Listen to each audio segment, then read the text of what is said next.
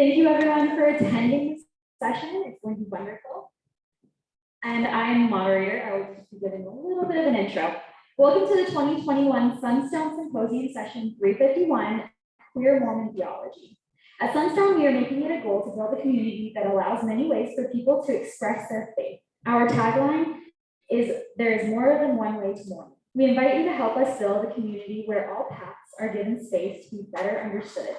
Please support us in our mission by making a donation and subscribing at sunstone.org. After the symposium, Sunstone staff will edit, polish, and re-upload all of this year's session videos to the Whova app. It'll take about 2 weeks for everything to be available, but once it is, every video will be available to watch and rewatch in the app through the end of 2021. Please type any questions into the Whova app to be addressed during the Q&A, or if you're watching in person, we'll open the audience mic for questions at the end as time allows. About this presentation, Blaire Ostler's groundbreaking book, Queer Mormon Theology, is changing Latter-day Saints' relationship with queerness. Through queerness and Mormonism, though queerness and Mormonism seem like oppositional categories, she demonstrates an orthodox compatibility between the two. She argues that there is an inherent queerness within Mormon theology and that the inclusion of LGBTQ saints in modern orthopraxy is the natural consequence of our robust theology. She, along with distinguished panel members behind me,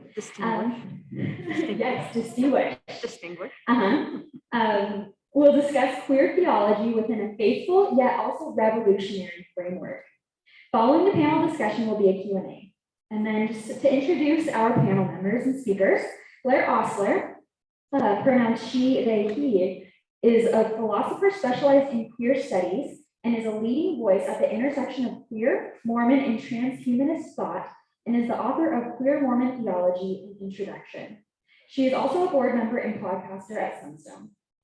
Jody Hansen is a mixed media artist and teacher. She presents regularly at Sunstone and elsewhere, and has published essays in several journals about living a life of creative and thoughtful faith.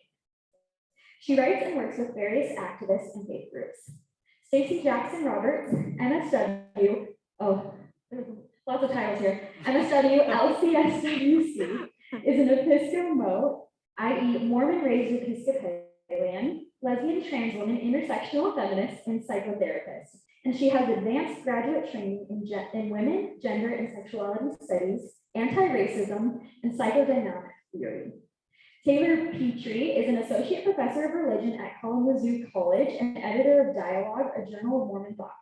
Nicholas R. Stewart has a master's degree in urban planning from San Jose State. He grew up in the Mormon church, got married in the Los Angeles Temple, and served in 4 elders quorum presidencies. He is no longer an active leading member of the LDS Church. And now, you don't have to listen to me anymore. You can hear from our distinguished panel members. Thank you so much.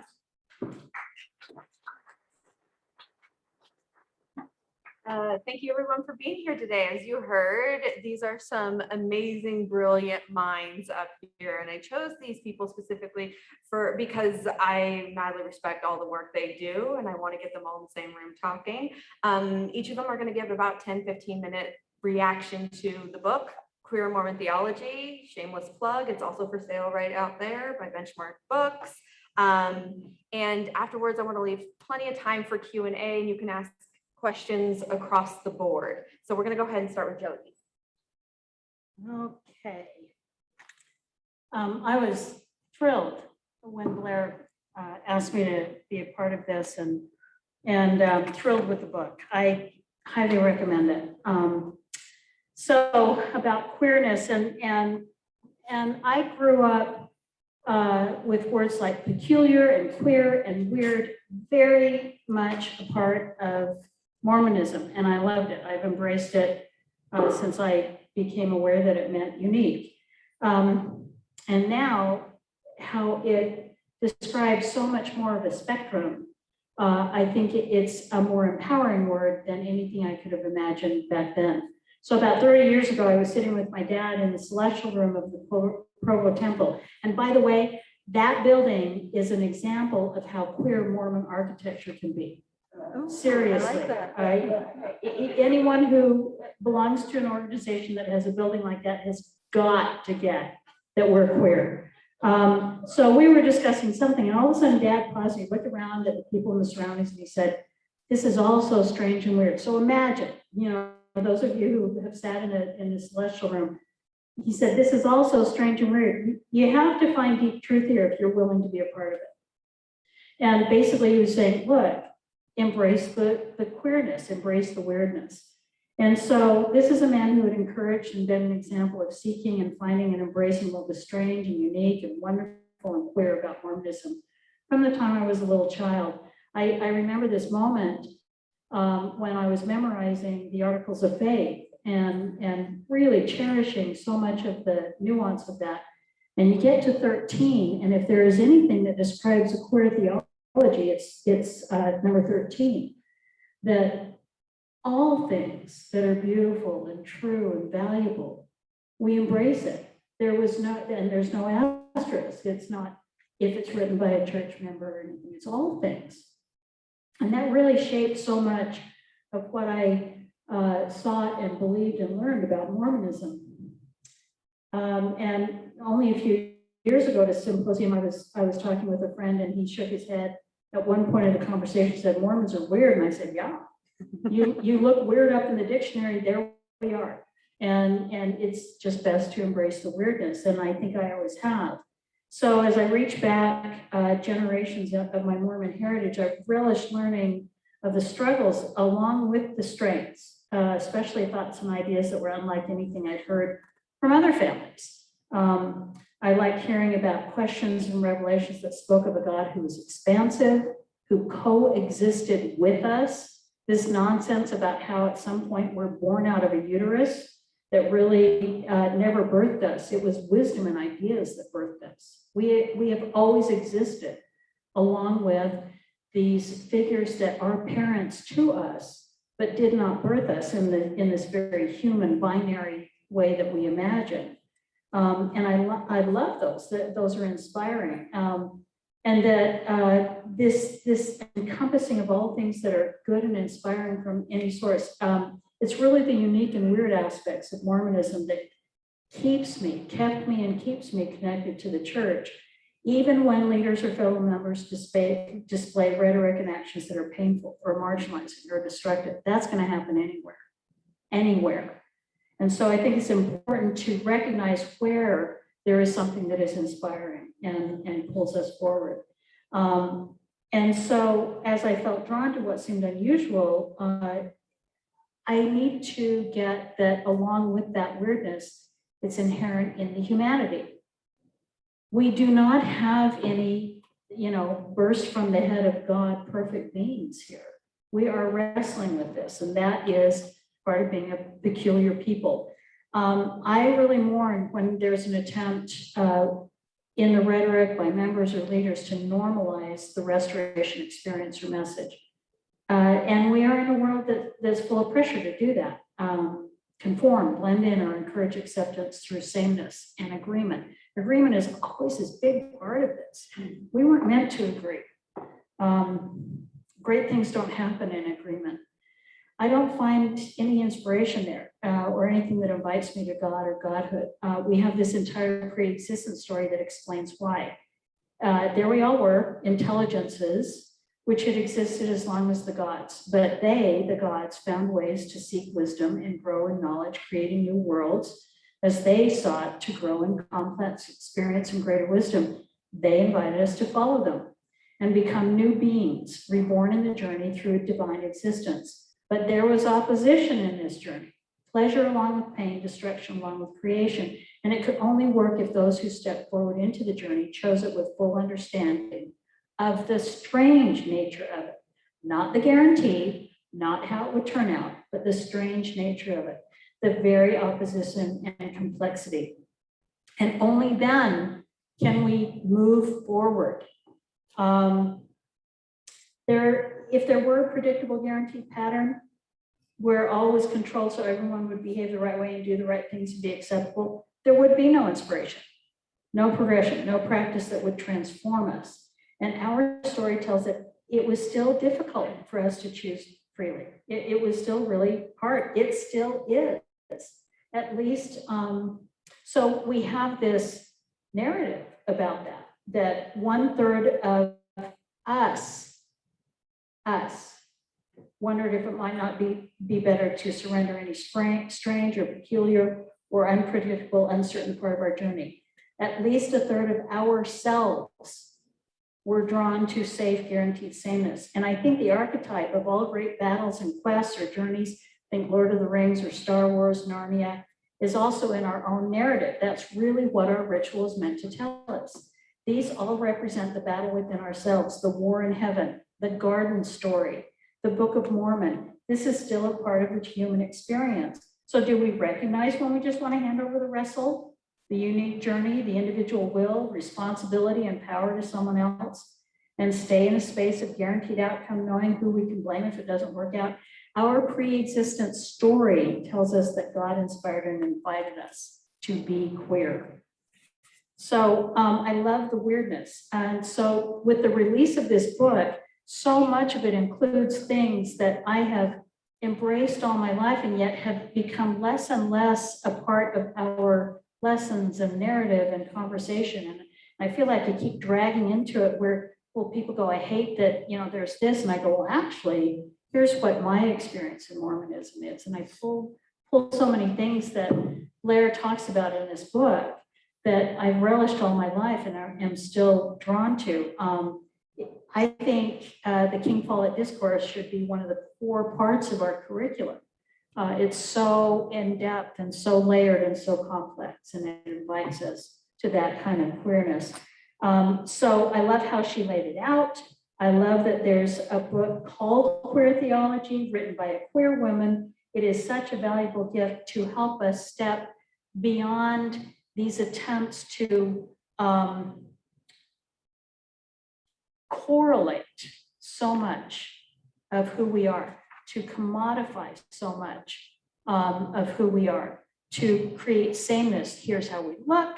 Here's our logo, which is a very definite, narrow definition of what's the correct thing. Here's our structure. Here's a list of what you believe. All of those things defy so much of the core nature of what being Mormon is. So I'm grateful for a resource where we can turn to this and really find deep richness again in whatever way we are embracing what is powerful and queer.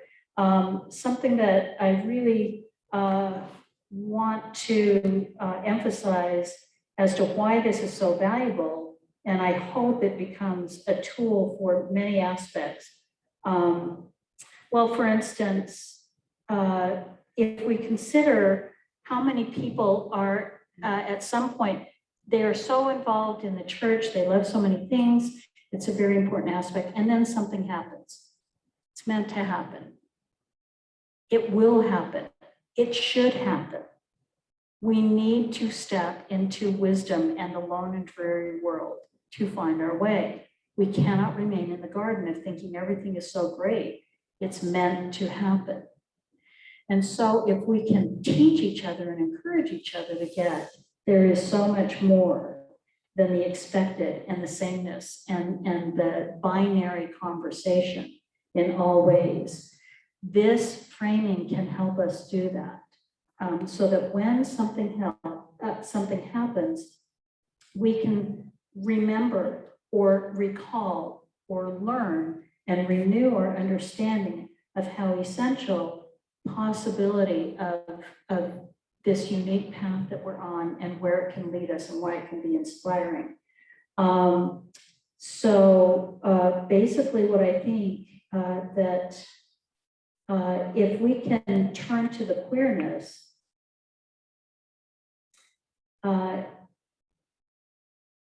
that we have a future. If we keep embracing the correlation and the sameness and the binary conversation, it will fail. It will fail. And if there is to be a future of what is so wonderful and inspiring and transformative in the restoration experience and the restoration gospel, we need to embrace the queerness. And that is where our future really is. I'm not going to take any more time here because mostly I would just point out, please go and read the chapter on the atonement. If that's where you start out, read that. The paragraph that starts about Christ in Gethsemane and how that is a deeply queer experience.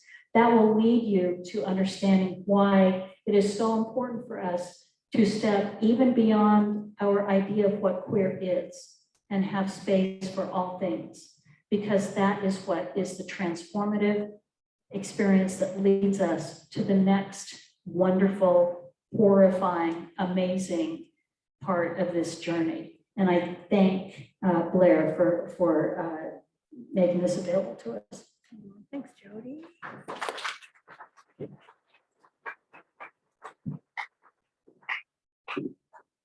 Now we come to the entertainment portion of the session. Hi, my name's Nick. I will preface this by saying that I am just going to go out on a limb and say I'm probably like the least academic person of the 5 of us after I have to count. I don't even know how many people there are here. So just take that into consideration. My first question for all of you guys is show of hands. Who's actually read the book already? For anyone watching, everybody's read it. So if you haven't read the book, you definitely do. I've read it, that's why I'm here. You could be here too. No. So anyways, I'm on this panel. I got to know Blaire a couple years ago through Sunstone. Sunstone's amazing.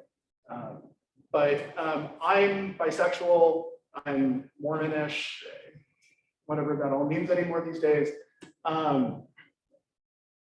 In reading this book, I think the thing, or there's 1 or 2 things that are kind of really stuck out to me, and I won't spoil the ending. I won't tell you, if the prince, gets his prince. But thank you. So I'm adopted. I'm a biracial guy that was adopted by Mormon parents. My mother is white, my father is black, as were my biological parents. But I'm adopted. Sealing things, like the sealing power in the church is a thing that means that I have been able to be sealed to my parents, even though I'm adopted and they did not give birth to me. I will, of course, put the asterisk that I happen to have been born after 1978, which made that a little easier since my dad is black. So the idea of the sealing power being essentially limited currently is problematic for me. It so happens I'm married to a wonderful woman. We are sealed in the temple. I'm very grateful for that, even if I no longer attend the Mormon church or consider most of it to be my thing. But that means something to me. One of the reasons that I have always been so supportive of same-sex marriage is because I always feel like relationships are a very important human thing. And the idea that we tell people that they can't have that just because of one aspect of who they are, as a black person, I find kind of offensive, because there was a point in time when my parents were not legally allowed to get married in this country because my dad is black and my mom is white. So, the fact that we've gotten kind of past that part, there's still a lot of racial issues we won't delve into here, maybe next year. But as a bisexual man growing up in the church, who already understood, because of my father's experience joining the church in 1971 as a black man, already had some questions about how this church was towards people that didn't look like most of the people I've seen walking around Utah in the last couple of days. I was already kind of skeptical. When I realized what bisexual was and that was me, that was a thing, because I had already kind of come to terms with the fact that the church had some racial issues, but they had gotten better, arguably. But queer things were still aren't the strong suit of the church. So that certainly made it harder for me as I grew up. But having left the church, though not formally, I'm still technically on the records. Someone wants to get me excommunicated, whatever, that's fine. They can come for me, I don't care. But I think that it's I have a hard time fitting in sometimes with the ex-Mormon groups because I'm not that stereotyping. And that's not to say that everyone obviously is that stereotype. Stereotypes exist though for a reason. But I often get shouted down because I'm not anti-church. I'm anti-organized religion as a whole, but I honestly don't want the Mormon church to fall into the ocean like some people seem to. I want the Mormon church to exist and be better. Even if it's never a place I will go back to, and that's not to say that I wouldn't right now, I don't see that happening, right? But the church can be so much better than what it is. There's so much potential there. And that's what I think is so great about this book. And with the idea of being able to expand what is already a really amazing thing, like the sealing power, and be able to expand that to not just be a man and a woman, or a man and many women, or parent and child, whether that child is biological offspring or not, is really refreshing to me. I like that. Like, I love this idea that I'm happy in my monogamous marriage to my wife, but I don't, like, no one knows what is coming down the line for us, right? Who knows what happens in the future? I don't know. I don't have any children right now. I might someday. Don't know. But I think that this very idea that we could expand, what a family is in the eternal sense through something that already exists, but just expanding it to be more inclusive, instead of making it this exclusive thing that only a couple special people seem to be able to get. Really, everyone who conforms, as you check the correct boxes. But why can't that be something that we all can have? In whatever shape that takes for any given individual. One of my issues with organized religion is the centralization of power, and this idea that like one person or a small group of people, this oligarchy of folks, can make these determinations that literally affect people's eternal salvation, or at least they think they have that ability to, and people buy into it. And I don't think that's true, right? I think that one of the beautiful things about Mormon theology to me, even though I don't necessarily believe it, is the fact that it is hopeful in theory. The problem is that it draws these walls, it builds these walls to decide for whom that hope can remain. Those are the walls that I want to see come down. And that's what I see this book being able to help address, right? It's sort of creating that vision of what the church could look like, of what this truly actually good, amazing Mormon theology could be if the church stopped building walls to, give us labels and to shoo us into different corners and decide these are the haves and these are the have-nots. No one should be a have-not in the eyes of the Lord, in the eyes of Christ, okay? We're all human beings, period, full stop. That should be the only thing that matters to the divine. That should be it. We exist, period, full stop, okay? I've been walking around the last 4 days in Salt Lake wearing a mask that says Black Lives Matter. Lots of stares, not just because I'm a big guy wearing a tie-dye, but it's that same idea, right? There should be no need for Black Lives Matter. There should be no need for laws making it legal for any two consenting adults to get married. There's all of these things that shouldn't exist. We're human beings. We all need to understand that we're human beings and treat each other that way, which I think is a huge problem in the world. But those issues are reinforced by a lot of the things that Blaire kind of tears, I'm not saying tears down, but builds upon. I mean, tears down to rebuild. Let's say that. Reconstructs. Sure. I'm a transit planner. I don't build things. I make buses go. But yeah, again, just this idea that we can all achieve, we can all be. We shouldn't be limited by what someone else determines, especially someone else who claims to be doing that on behalf of God, right? So I think that as we kind of all move forward and we think more about what the Mormon Church could be, about what Mormon theology could be, about the larger Latter-day Saint movement, religion as a whole, mankind, personkind, let's be fair, what that looks like. Start with the book. Since everyone here's already read it, you guys already know what I'm talking about. Everyone at home should read it too. But I think there's a lot of good thoughts in the book about what this all looks like, what this could look like. I'm grateful that my parents were able to, have me sealed to them, even though I was adopted. I don't see any reason why that should be any different for anybody else. There shouldn't be a reason why, any two people should not be able to get sealed to each other. Romantic reasons otherwise shouldn't matter. At the end of the day, the purpose of religion, in my mind, should be to help people achieve more. It should not be to build walls to restrict people. It should not be trying to create these groups to fight against each other.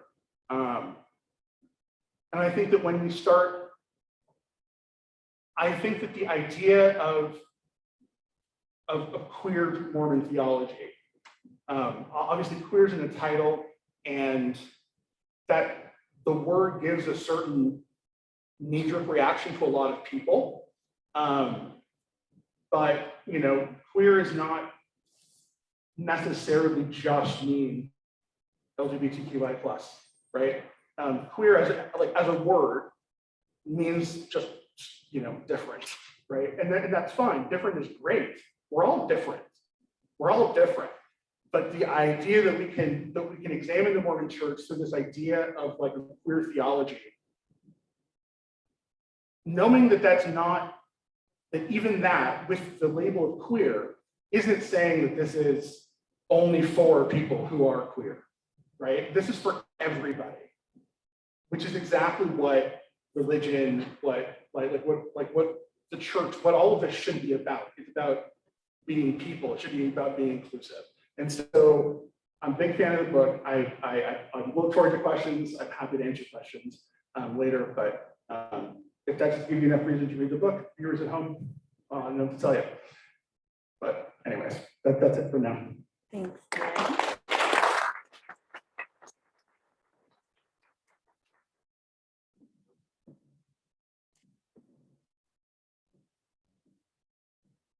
Hello, everybody. And Blaire, thanks for having me here. I'm honored to be a part of the discussion and a part of this panel that both celebrates and interrogates this important book. I think we all owe Blaire a thanks for her important work in pushing boundaries, asking hard questions, developing creative solutions, and sharing so much of herself in this work. She gives to us scholarship, activism, and affability. I had the great pleasure of reading Queer Mormon Theology and Introduction over the past month, and it's a rich offering that's presented in an accessible and approachable style. It's upbeat, optimistic, and a labor of love. I think that the book serves as a great introduction, which is right in the title there, so that's what you know. And it's the kind of thing to share with curious family members or friends who aren't academics, but who might otherwise get hung up on technical language. The book blends personal narrative and a rich theological imagination to make what might seem strange familiar. Reading it is like curling up with a friend to talk through all the big questions. These ideas and the way that they're presented help make queer theology accessible, as I said, but about 2/3 of the way through this book that you've shared with your LDS grandparent or parent, they might encounter something that seems deeply revolutionary and maybe even troubling: queer polygamy. So, in my opinion, this is far and away Blaire's most distinctive contribution to the discussion, and no doubt makes lots and lots of people nervous. So I want to explore briefly some of the things that may cause some friction among different groups, including normative LGBT ambivalence, feminist evaluation, and some of my own questions about sexual ethics in queer polygamy that Blaire puts forward. So first, the same-sex marriage movement has not been particularly excited about being tied to polygamy. It's worth pointing out that same-sex marriage prevailed in the United States legally and culturally through the exclusion of polygamy. Conservatives warned that same-sex marriage would lead to polygamy, including Chief Justice John Roberts' dissent in Obergefell. Defenders of same-sex marriage reassured people that the two ideas were not the same. And some simply ignored the idea that the fate of same-sex marriage was somehow connected to polygamy at all. For instance, Janet Jacobson and Ann Pellegrini's popular book, Love the Sin, lays out an extensive argument for greater religious freedom and greater sexual freedom in its emphasis on religious and sexual disestablishmentarianism. It's one of those really long words. It provides a social critique and legal analysis of numerous key issues. Entirely missing, however, is any discussion of Reynolds versus the United States, one of the most important cases for thinking about sexual freedom and religious freedom. The hesitation to think about sexual freedom as anything beyond monogamous kinship proved a theoretical limit case for same-sex marriage activists. Others accepted the premises of the conservative critique of polygamy. E.J. Graff's book on same-sex marriage contrasted the democratic egalitarianism of same-sex marriage with the despotic and tribal character of polygamy. The racialized echoes of anti-polygamy rhetoric reappeared in liberal rhetoric in order to drive a wedge between same-sex marriage and polygamy. Margaret Denneke explains, quote, polygamy in general and polygynists in particular serve as a negative figuration against which monogamous same-sex relations are secured as coherent, morally intelligible, and consistent with the white ethos of the nation's colonial present. Denneke and others raise important issues about the use of anti-polygamy rhetoric in colonist projects and in the way that the practice is racialized. So in huge swaths of the same-sex marriage movement, the properly queer subject of same-sex marriage was contrasted with the dangerously queer subject of polygamy. With this hesitation among same-sex marriage activists to embrace polygamy and the analysis of its problematic implications in mind, how might we think about the nature of this tension? Are there wounds that need to be healed here? And how might persuasion occur if plural marriage enacts the worst fears that the conservatives already had about same-sex marriage? Second, I want to turn to the way that feminist Mormons have had a lot to say about historical and ongoing polygamy. And they've landed on different sides of this issue. The evaluation of past practices of Mormon plural marriage have not entirely seen it as patriarchal, but also as an opportunity for Mormon women to flourish. The result has been what Catherine A. Breckus has called a fractured picture of Mormon women as either deluded, downtrodden slaves or fiercely independent matriarchs. Recent reality TV series on polygamous relationships have also raised these feminist questions anew in the analysis of the modernized patriarchal polygamy of fundamentalist Mormonism. Whether these women are worse or better off than their monogamous peers has been fought out online, around the TV, and in academic writing.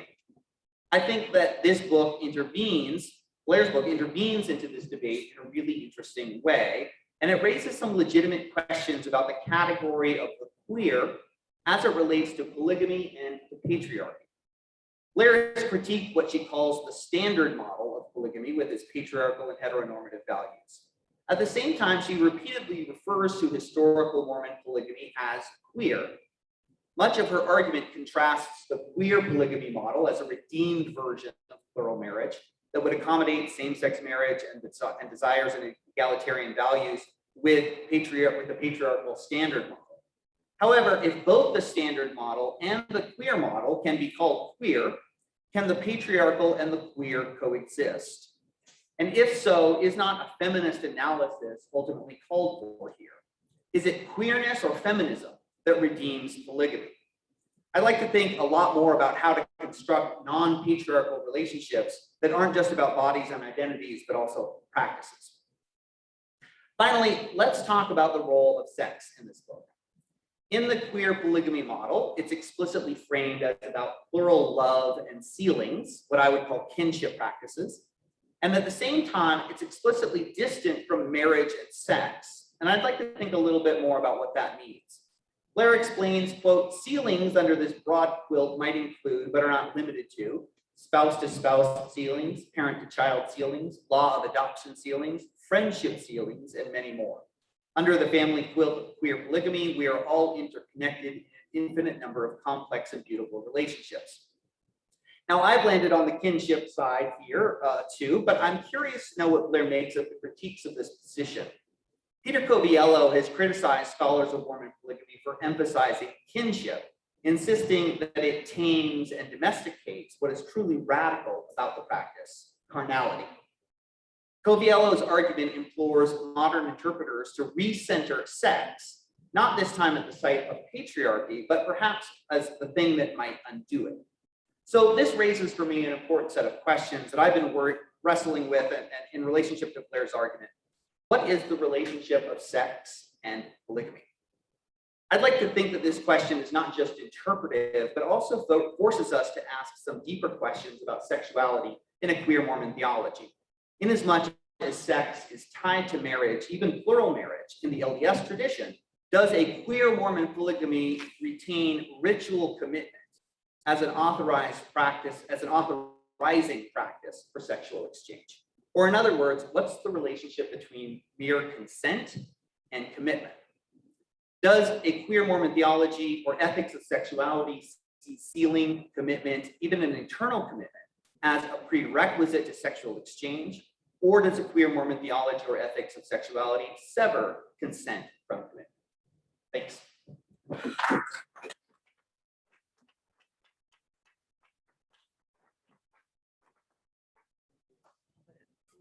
I want to do a whole podcast. The thoughts.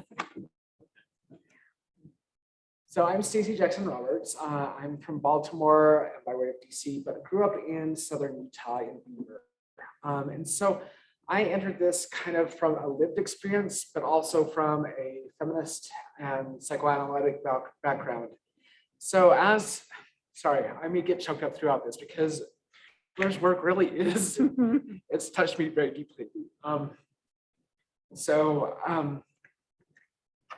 As I was reading this, I was reflecting on my own life and how this pertains to me. I grew up in Southern Utah and graduated from high school at age 16 and to basically escape. And sorry. I'm just going to snuggle up right next to you here. You go ahead. You take all the time you need.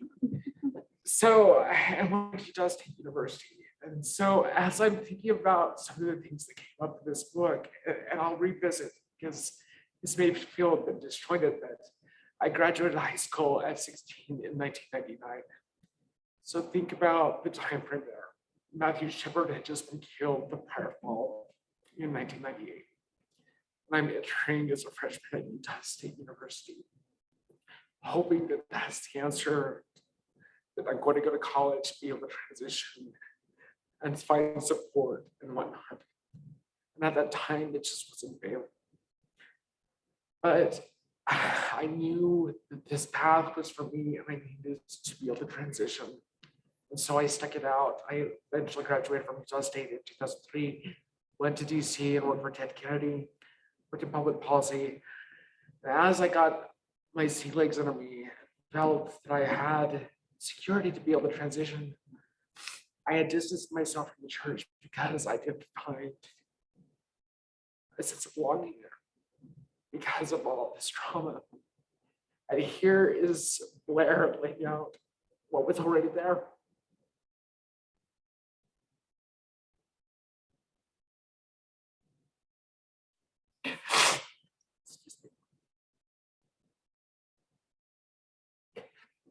So I distanced myself from the church. And in 2007, when I started my gender transition, DC is a very transient place. And I knew that I needed a community, but I didn't know exactly how to go about it because all these friends would move there, be there for about a year, and then be gone. And I was at a happy hour with a friend who was moving to Thailand for a fellowship. And another mutual friend was sitting next to me, and I thought I was out to everybody. And I was just kind of talking about my transition. And she goes, "Wait, are you becoming a woman?" And I said, "Yes." And she goes, "Oh my gosh, have I got the church for you?" And this is my friend is name out, and she is now a priest with the Church of England in London. But she invited me to join the Episcopal Church as part of the Anglican community. I went there my first Sunday, and the welcome I received there was unbelievable. The church, the parish, was led by two women. The priestess is a priest, and as they invited the congregation, regardless of baptism or who we were, they literally stated, "Come and join us in God's feast. All are welcome here."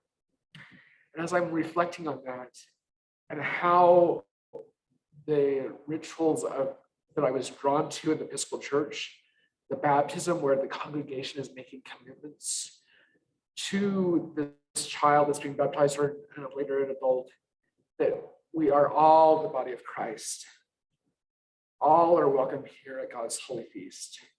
Here's these women, and I'm thinking about our Heavenly Mother and the feminine divine, and what mother would turn away a child from a holy feast? Blaire's laid it all right here. It was here to begin with.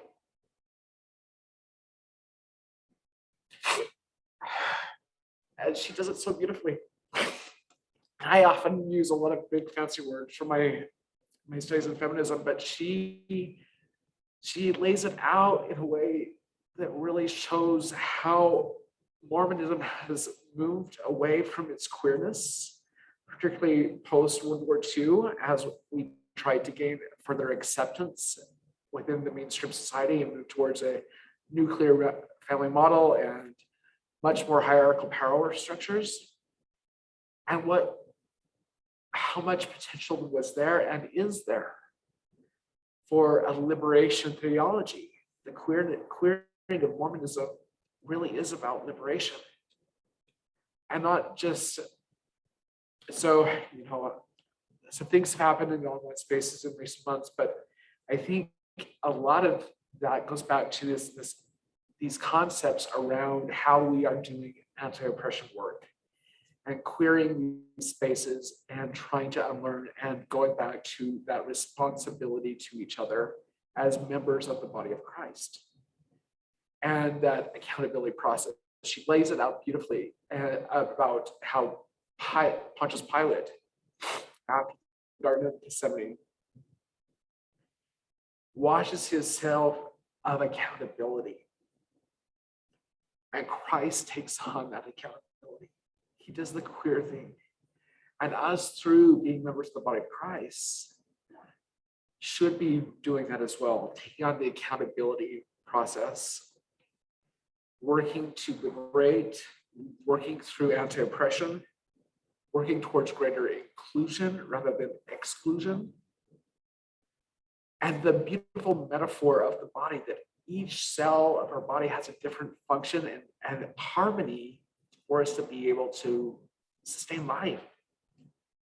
And we don't need to all be liver cells or bone cells. And it's a critical metaphor there for us to be part of this beautiful, unique, functioning body of Christ and our own divine lineage as children of God and part of God. So I run a group that works through a lot of this stuff, and Blaire is going to be speaking to us about this book. And so a lot of folks are reading this. And no matter how they're identify, it's really resonating. That beautiful passage where she illustrates how Christ enters the garden as he and leaves as they, because he had experienced all of what humanity had and will experience, regardless of gender. And between that and the passage about the surgery, it reminded me of my own process, and kind of I related it to a couple different ways there. Through my transition, my mom has really been there to support me in different ways, and also struggled to figure out how to balance that with her own without putting at risk her own and standing alone in the church. So she was there for every surgery, but she wanted to make sure that I paid for it so that there wasn't a penny going towards this and be excommunicated for it. But she was there when I had gender reassignment surgery in 2010. And the passage talking about having the surgery and how much pain that process was, and yet the liberation of mental anguish. You should see the picture when I'm fresh out of surgery, before they had gotten the morphine trips. I was in so much pain, and yet the look on my face was elation. And yeah, it was really meaningful to be with her there. I quickly posted to Facebook, it's a girl, mother and child doing fine. So it caught wildfire, but it was a really spiritual process. A gender transition is a spiritual process. And I think, I don't want to say even more so with Mormonism, but given the way I was raised within Mormonism and how the church has shifted to really such distinct gender dynamics, and Taylor's book really lays this out, and why it's all about the regulation of who gets to procreate with white cisgender women, right? If you haven't read his book, you gotta go buy it and read it as well. And it's all tied back to power and oppression. And she lays it out how we can move away from this hierarchical understanding of the sealing process to it being about interconnection and cooperation, rather than just men being able to acquire power and posterity, right? There's a lot more potential here. So I think I'm going to pause there, but thank you for bearing with me.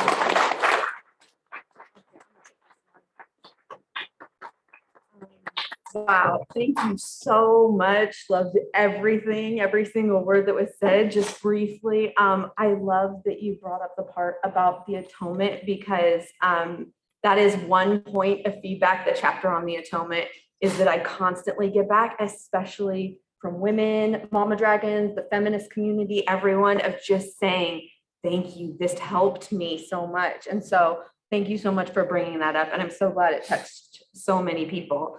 And I am so glad you shared your experience with adoption. I didn't want to like tell you to do anything, but it has been absolutely wonderful to get feedback from people who are in adoptive families or have adopted children and things like that. And we don't like to, but like others said, it's queer, not just LGBTQ, but anything outside of what we think is supposed to be. And I was surprised by how many people reached out to me about the queer polygamy model who were in adoptive situations and were like, yes, my family's not a counterfeit family. I mean, yes, LGBTQ people hear that, but other people hear that too. So I'm so glad you brought that up. Thank you, Nick, for sharing that.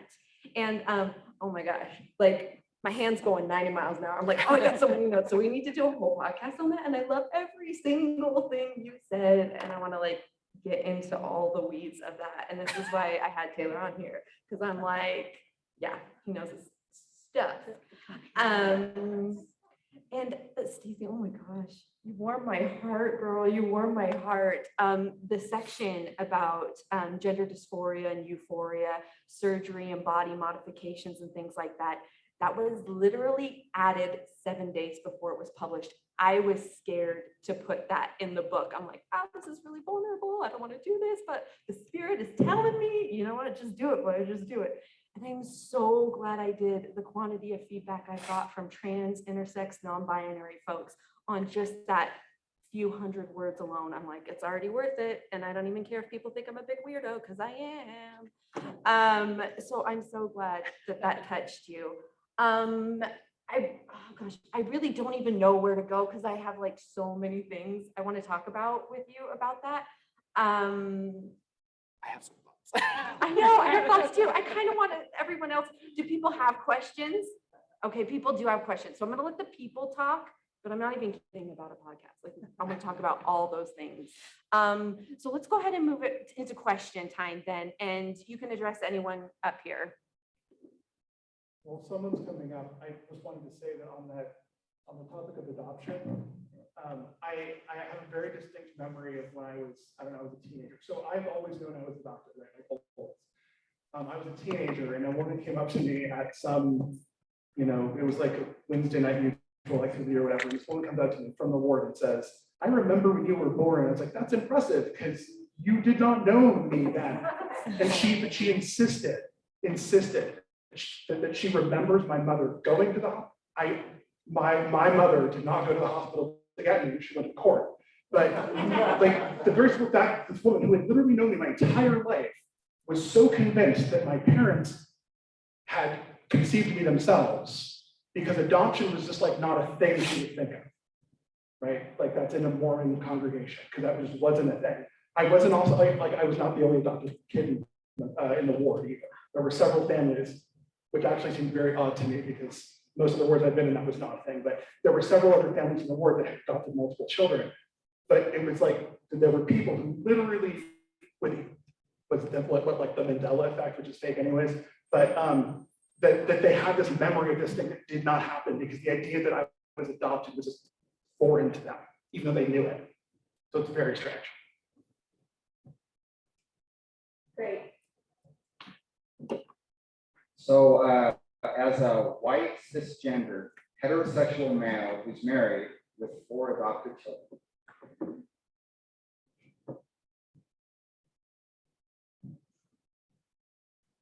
I finished reading the book, and the first thing that I thought of is queer Mormon theology is Mormon theology. And so my question to the group here is, how can we do more in our local areas to try to gently, kindly share so that more people can learn and grow from your amazing? That's like a good question for you. I'm like, that's what this woman does every gosh dang day. I want to do that. How successful I am is a crapshoot, but personally, I think one of the queerest but most inspiring and confronting aspects of what I find in our theology, and I haven't reread it enough to know if and where it is in here, but it's so central to what I think our theology is about. And that is, we literally are a part of each other. That salvation cannot occur for anyone unless and until it occurs for everyone.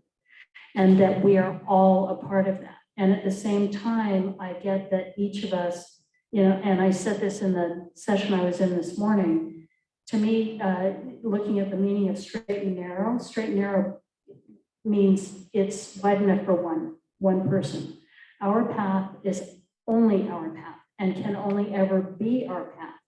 And we can only ever create and own our own path while we help each other along the countless paths that each of us is on. That is wonderful and inspiring and horrifying. So learning how to share what is glorious about that while sitting with and getting how horrifying it is, because everyone means everyone. It means the person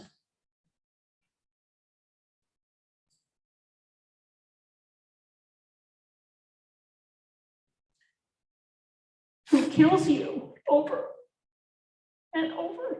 It means the person who cannot see that you exist. It means the person who justifies, for whatever reason, policies that are so ungodlike. It means the person who callously sends young people to war. It means everyone. And that is queer and it's horrifying. And yet at the same time, it is the only thing that truly brings the presence of God into the world, is to get that. Can we sit with each other and connect in that space? Setting aside the disagreement and sitting with the woundedness so that we all truly are present to that oneness. That is the only path to unconditional love and transformative experience that leads us to divinity. How do we do that? Not just one day at a time, 1 second at a time. And we will fail over and over and over, and then we try again. It's so true. I always think along a more like tactical approach, like I got a plan, I got a queer agenda, I got things going on. And one of the ways, like, how do we get there? That's always the question. I've had so many people be like, oh, this is the Mormonism I want to be a part of. Where is that at? I'm like, it's just in the book for now, but it could be more. Some of the most surprising feedback I've gotten has been from bishops, stake presidents, professors, and institute and seminary teachers who have wanted a very scriptural based way to discuss things in a more inclusive way. And one of the things that I like full on ugly cried, because I was like, this is what allyship looks like. This is how we get there, is I was looking at my phone and I just started bawling. And of course my husband's like, is that a good one or a bad one? You know, like, not sure. I'm just gonna like, you're crying, huh? You want to talk about it? I've got a message from several people in Elders Quorum who have shared my work, but someone who was in the Elders Quorum presidency.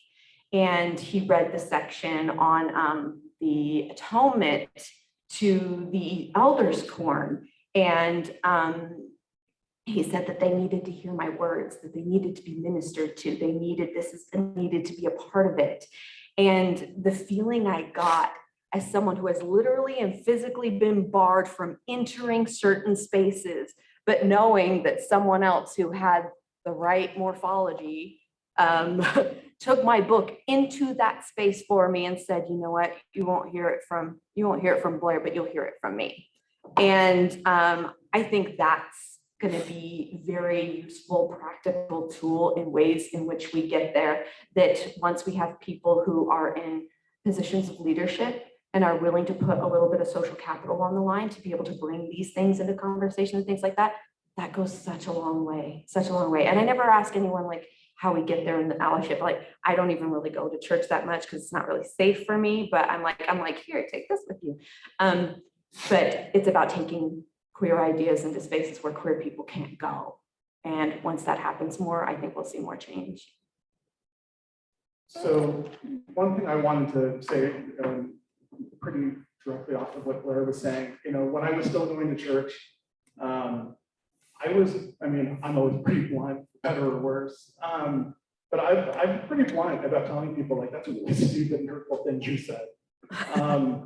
You know, I had people I was teaching Elders Quorum. I was actually one of my favorite columns ever, teaching Elders Quorum, because I control the microphone. I could stop people from talking. Not the microphone, the word wasn't that big, but I remember I was teaching. I don't remember what the lesson was, but there was a gentleman in the ward. He and I never saw eye to eye about anything, so that's fine. We don't have to. But he said something about, you know, he was at work and he was talking to some of his coworkers, and he was explaining that being gay is a sin. And I said, dude, you're done talking today. Like that is wrong. When you apologize, we'll reconsider. And 5-10 minutes later, I continued on my lesson, asked some non-rhetorical questions, as I often did. And he eventually raised his hand and said, I'm sorry, what I meant to say was, and he corrected himself, that the church says that acting, which is all still kind of BS, but still, at least he corrected the fact that he said the wrong thing. I have no problem calling people on their BS at all, in church, on the street, anywhere, provided I don't think they're going to kill me. As a Black man, that's a legitimate concern, as anyone, but especially. But like, I have no problem doing that. And the thing is that it's hard for those of us for whom going to church is a problem for us to make those changes. And that's why it's so important that the people who find that they can still be at church can confront people about that stuff.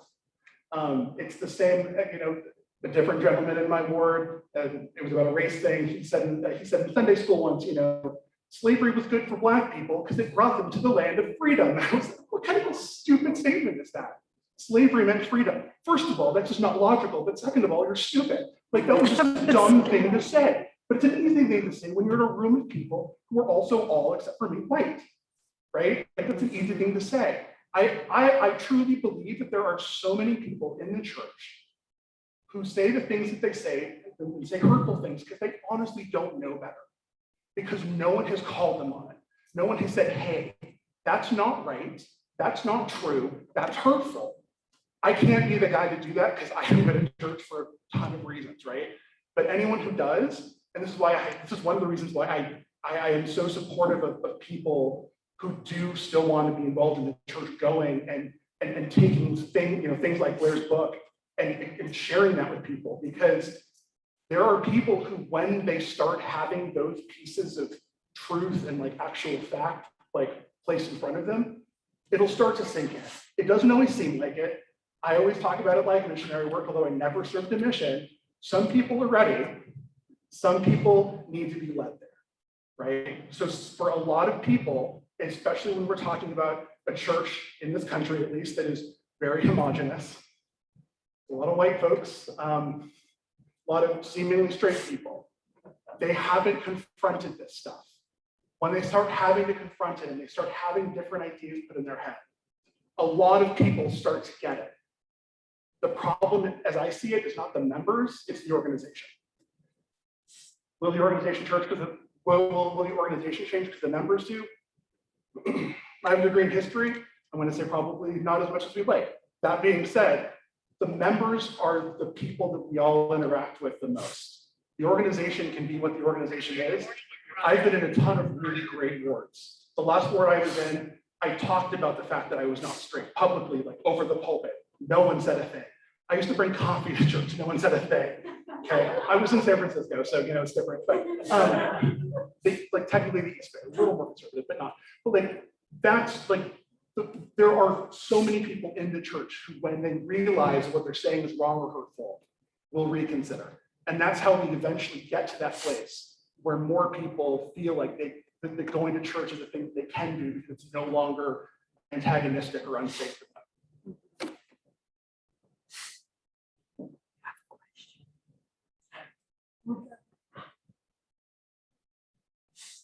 Hi, my name is Doug Mars. I'm a Representative Christ post-snow ordination minister, and I just have a question that you kind of addressed a little bit.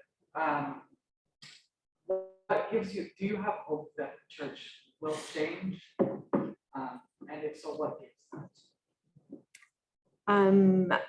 I do have hope. I wrote the book out of hope, but I'm also not going to experience death by hope, meaning I'm going to wait around, like this is important and awesome and everything, but it's also not my whole night. I'm going to still go out and live my best queer life.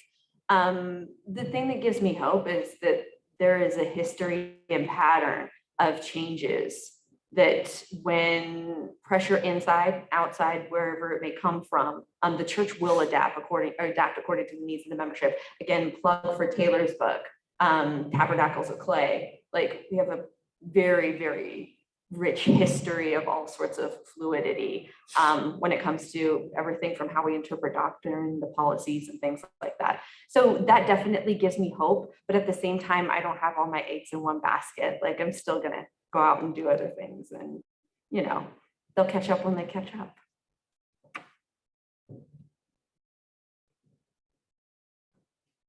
This is a softball question. You just shared with us that you've gotten great feedback from stake presidents and bishops, and this book has reached into elders forum meetings. My question is, do you have any direct or indirect knowledge if this book has reached a member of the First Presidency or quorum as well? I'm like, I hope so. Because if not, I mean, Yeah, so I actually mailed out 6 copies to general authorities who I either quoted in here or I found really helpful in my journey. And I wrote them personalized letters, just thanking them for the things they said and how they've impacted me. And, you know, mailing them things directly is always just like, you know, we'll see what happens. They don't even open their own mail. So I don't even know like if it even got to their hands or anything. But I gave it my best shot. I also sent one to Sharon Eubank, you know, so hopefully she'll be able to get her hands on the copy. But I have no direct personal knowledge that anyone beyond Area 70s knows this book exists. So I don't know. Maybe you'll hear something from somewhere. Please text me and let me know. I am Randall Pauling. I have some friends who are, you know, feel in the courthouse. And I will say this, that I'm very familiar with the fact that I came with my wife a few years ago, called to be a group of queer, broad definition, people who would advise the general authorities. About 10 couples were asked to give whatever we wanted to say to closed meetings.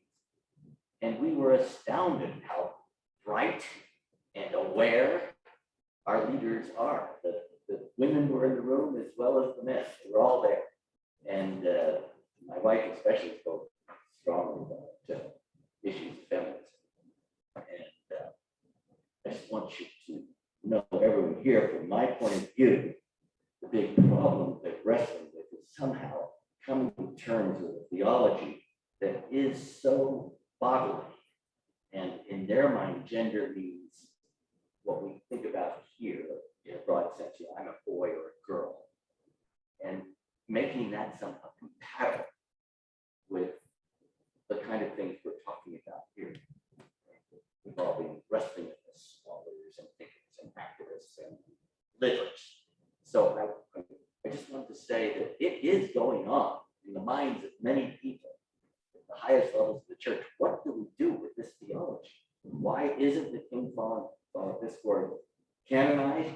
Because it's been a problem for a long, long time, this question, right?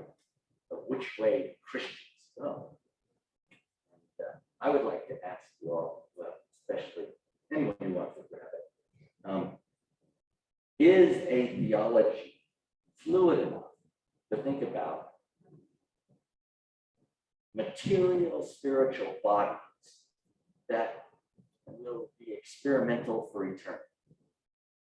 In other words, instead of coming to a convergence of non-bodily, non-dualness, particularity all the way down, all the way forward, but fluid, always changing for new experiments, and yet maintaining somehow the unity of, at least of our gods, of loving relationship. You know, we're changing forms like crazy. We've been doing it for forever. So the theology there, I think you're pregnant in this book with more about this possibility, think about gods in a way that you do it there and then come back home with it and say, we shouldn't be so uptight about this because this is the possibility for the future anyhow. We should be tight about it. So I feel like that's a really good question for Taylor. I want to hear your thoughts on that.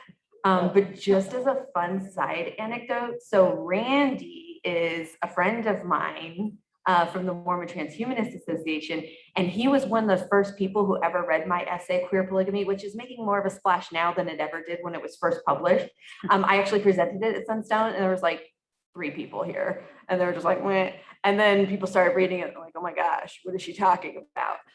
But Randy was one of the first people who's like, hey, let me take you to lunch and I want to ask you all about this thing you wrote called Queer Polygamy. I was like, I would love to do that. So Randy's a good friend and he's super duper awesome, but I totally want to hear your thoughts on Randy's question about a fluid theology of material bodies. Oh, man, okay. I'm putting you on the spot. Yeah, I mean, I'll take my mask off. I'll take my whole face off here. Yeah, I think that this is absolutely the place to start, right? This idea of an eternity, these are some of your terms, Blaire, that I think are useful, that the idea that eternity means static isn't actually a very Mormon idea, right? And so applying the notion of eternity and eternal progression, eternal change, eternal adaptation, and so it's built into our whole cosmos, right? Of a transition in various stages, our bodily transition, a material transition at various stages. Of course, that's a part of our story. And thinking about that as sort of infinitely adaptable, I think has a lot of potential, exactly along the lines that you put it out here.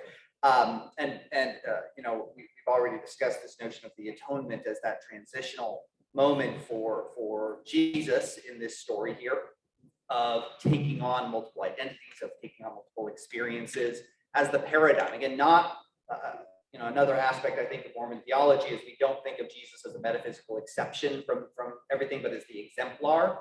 And so if that's the model, that's the model, right? And so I think those are two places that are already built in. You know, the sort of already queerness of Mormon theology is absolutely the place that we should be beginning from. So those are my thoughts. So I just want to add to this a little bit, and not to promote myself too much, but I would recommend going back to last year's plenary lecture that I gave around this subject, where I actually draw from Taylor's book a bit, and also from the work of Greg Prince, and also feminist history and the history around trans healthcare. And while I don't have a lot of concrete evidence of this, if you look at the timelines, there's a lot of things that simply align and how things are evolving. Taylor lays it out beautifully in his book as to gender really wasn't as concrete as we think it was as far as Mormon theology, clearly as recently as the 60s, 70s, and whatnot. The first policy in the LDS Church around trans people, and it was specific to surgery, wasn't issued until the fall of 1980. And if you trace that back, 1979, fall of 1979 was when Johns Hopkins closed their gender identity clinic for trans surgeries. And so I theorized that the church didn't want to get ahead of the science. But as soon as Johns Hopkins and the top medical school in the country and the other medical schools closed their clinics as a result, well, we've got the science behind us now, we're going to issue this draconian policy. And so if you look at Greg's chapter on trans people, you can actually see this arc. You know, you actually have him in his ward in Potomac, Maryland. There's a trans woman who is baptized with church authority approval, is sealed in the Washington D.C. temple, and not just sealed by anybody, but by a general authority and with first presidency approval. And that's in the late 1970s. So it's this issue that is coming into the foreground. Quick question, was that person assigned intersex? No. It's a different example, okay. No, this was a trans woman who married a cisgender man. Okay, continue, sorry. And so I think that, and Greg lays out his theory that it will follow a similar morphology as birth control. You have no policy, and so it's bishop to bishop that's issuing kind of how they view things. And then there's a draconian policy that no, you can't do it, and then it evolves. Like it's the policy around trans surgeries has even more recently evolved, but when Greg published his book, it specifically highlighted that within the church handbook, it calls it elective surgery. Well, the medical community doesn't consider trans surgeries elective. They are medically necessary. So there's a lot of actually, you know, if you look at the language like Blaire does here, there's a lot of ways to actually be expensive around that.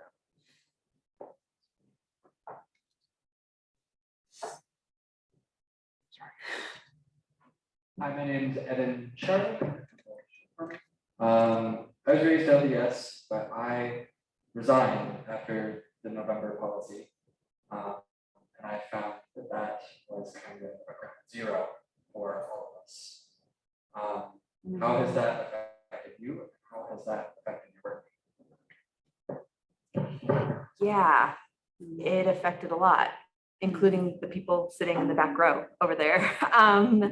The November policy for me was the impetus of coming out publicly. I was perfectly content to keep things between me and my family, no need to ruffle any feathers, coast on my bi hetero passing privilege, no need to go there. But I've also been in multiple young women's presidencies, and I've been a primary president, and I have 3 kids myself. And the November policy hit me hard, really hard, because I was grappling with what to do personally in my relationship with the church, and seeing how, and just the way the whole thing rolled out was traumatic. Every step of the way, it's like, oh, was it real? Was it not real? Who did this come from? Does this affect bi families? Do you just have to identify as gay? Oh, if the kid has to live with you? It was just all crazy up in the air. But towards the end, as everything was spilling out, I looked at my queer peers who were, you know, in same-sex relationships, and queer peers, myself, in a heterosexual relationship, and their kids were barred and mine were not.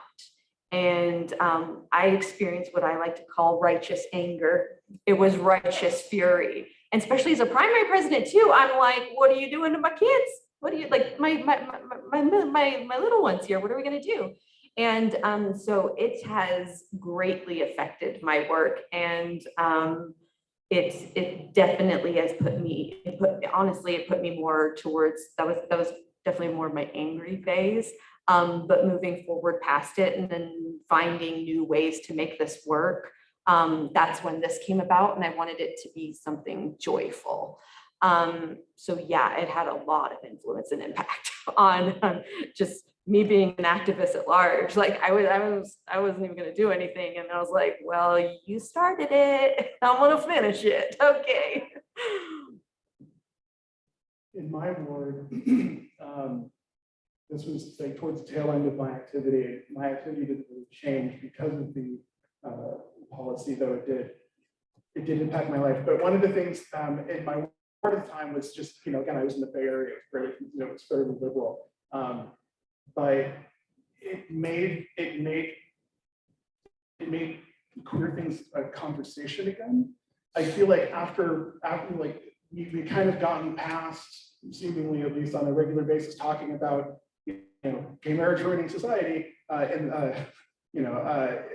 because of Prop 8 and whatever. And so we like entered this space where, at least in my ward and most of the wards that I interact with in my state, no one really talked about it at all, which honestly is often better than what people say when they are talking about it. So then it was like a conversation again. And so it kind of like reignited a lot of stuff that I started hearing people talking about things, kind of harkening back to like Prop 8 conversations and stuff about, and it's like, guys, like I thought we were in an okay spot. I mean, like not a great spot, but I mean, certainly I thought that you guys learned something, but apparently not. I don't want to share too much of other people's stories, but it was the impetus for my wife no longer attending. My wife has a mother that is a lesbian who was excommunicated for being a lesbian.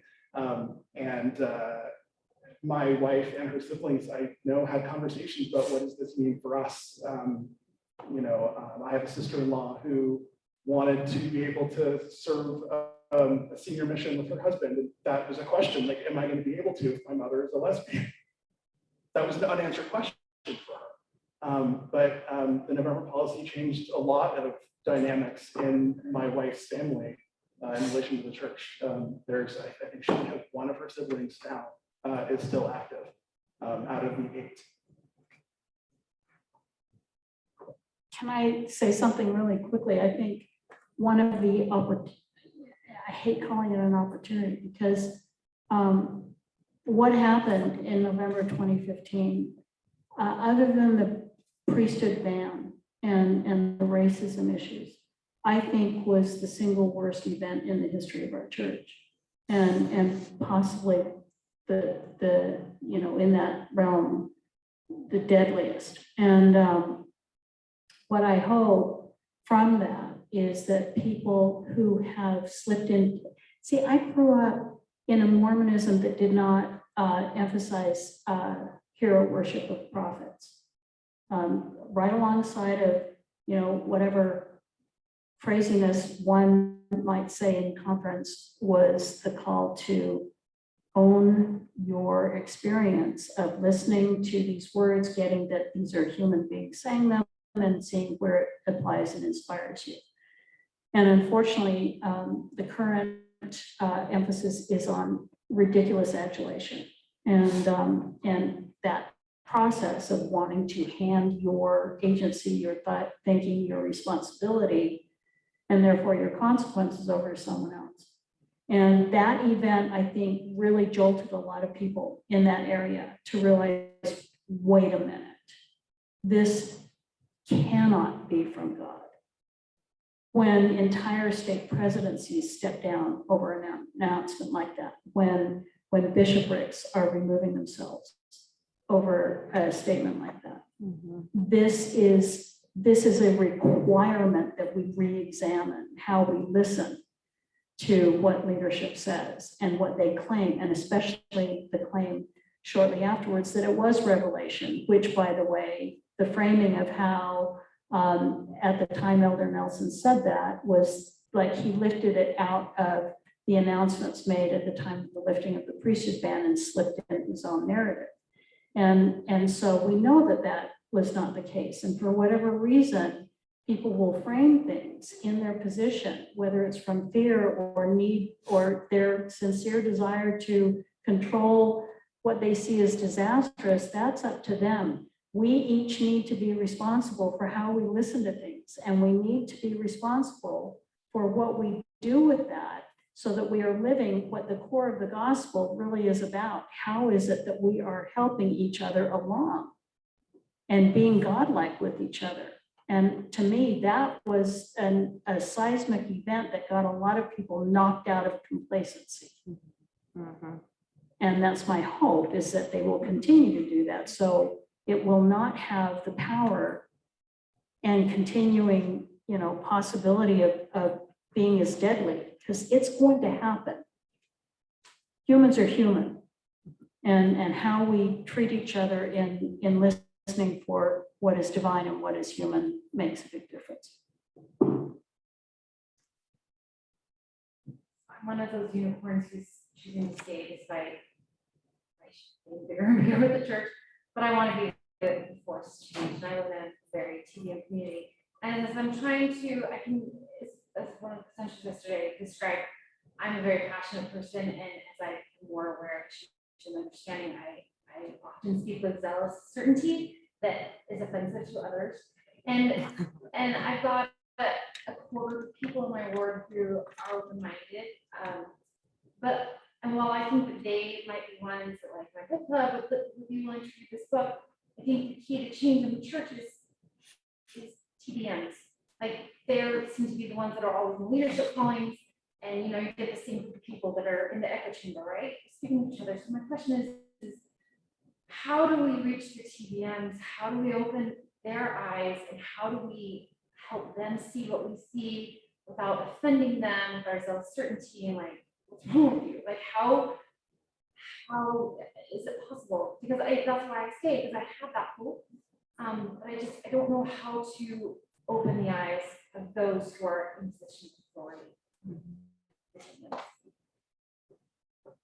So yes, and I think it's also important to note that you cannot make anyone see anything they don't want to see. If they're not ready to hear it, they're not ready to see it, they're not ready for revelation. God teaches us,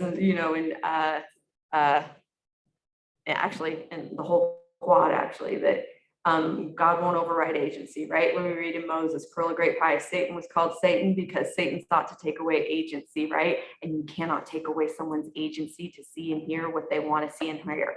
However, we can do a lot of other important things along that way. I actually learned that firsthand in my marriage. We were not always on the same page about LGBTQ issues.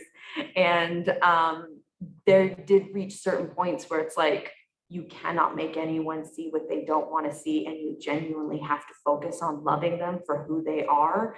And I know it's like the worst answer ever. I'm like, be like Jesus, okay. But you really have to focus on loving people for who they are, and love changes hearts. The Spirit changes hearts. This is how it happens. But with that, there's all sorts of great, wonderful resources out there and opportunities and things like that. There are different books written for different audiences. And so some people are going to be willing to listen to someone like Papa Ostler's book, Listen, Learn, Love. That's a great resource. I know Ben Shalati and a few others, Tom Christopherson, they've all written books too. And for some people, that's where they're at and that's what they're willing to hear. And if after that, there's more, but it just takes a lot of loving, patient dialogue. And usually, like, at least in my anecdotal experience, once someone they love, who they love deeply and are committed to and loyal to, they find out they're queer in one way or another, that really causes people to go into places of introspection and transition. But yeah, just mostly be patient with yourself and be patient with others, and they'll get there when they get there. And in the meantime, again, live your best life. Go live your best life. You don't have to wait for everyone else to see and accept you for who you are, because it's just, I'm just not waiting. You know what I mean? I'm not waiting.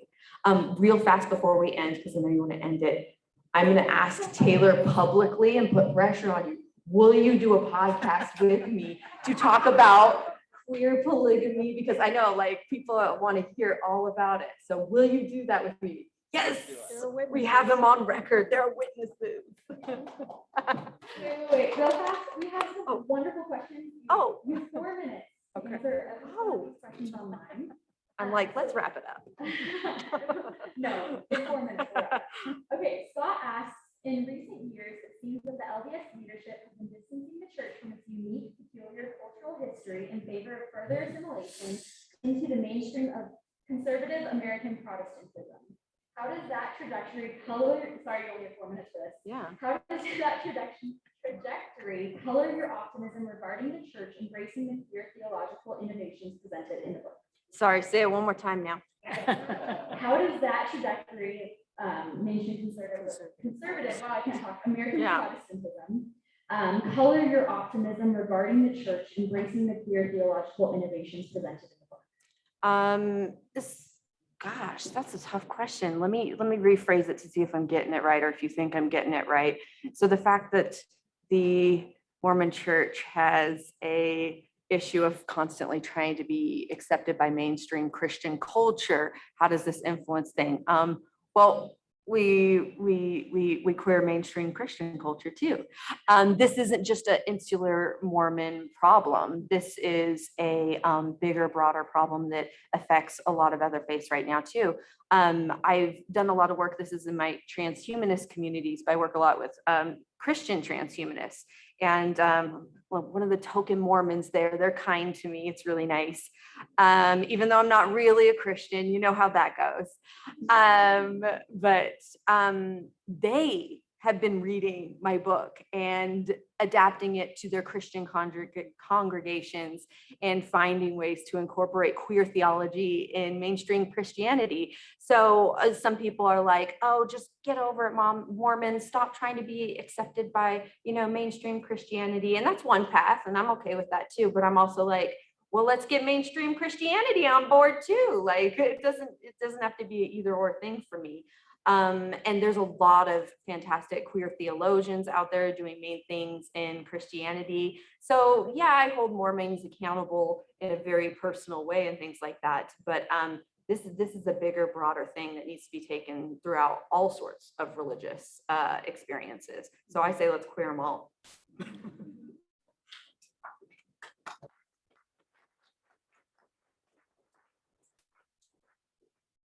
Thank you so much for our wonderful presenters and for all of you for attending and for supporting Sunstone. We hope that you enjoyed this session.